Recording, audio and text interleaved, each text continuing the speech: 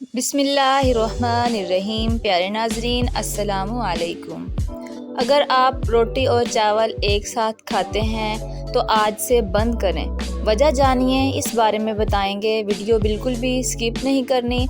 अगर आप चैनल पे नए हैं तो वीडियो को लाइक करें, शेयर करें और सब्सक्राइब ज़रूर कर दीजिएगा और कमेंट करके अपनी राय का इजहार कीजिएगा। चलें वीडियो शुरू करते हैं।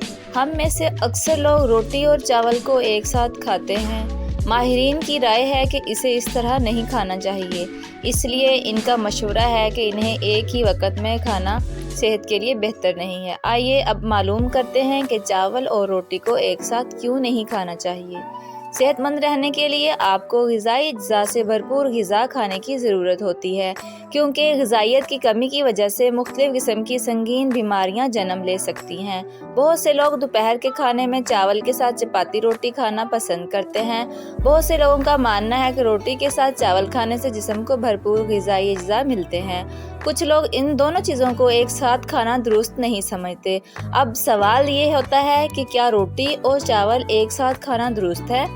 दरहकीकत माहिरीन सेहत का कहना है कि रोटी और चावल में मुख्तलिफ ग़िज़ाई खसूसियात हैं, इसलिए ये माना जाता है कि इन्हें एक ही वक्त में खाना सेहत के लिए अच्छा नहीं है, क्योंकि इनका ग्लाइसेमिक इंडेक्स बहुत ज़्यादा होता है। इसलिए आपको रोटी और चावल एक साथ खाने से गुरेज करना चाहिए।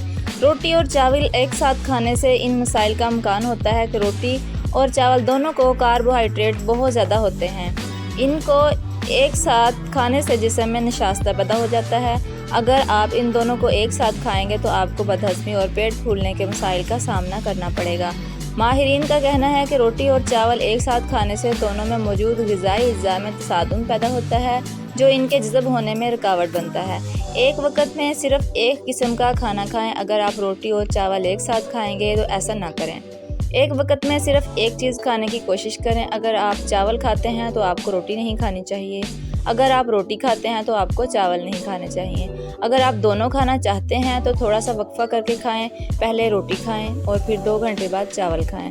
ऐसा करने से आप दोनों ग़िज़ाओं से भरपूर ग़िज़ाइयत हासिल कर सकेंगे। बदहज़मी और गैस का मसला नहीं होगा। Thanks for watching my video.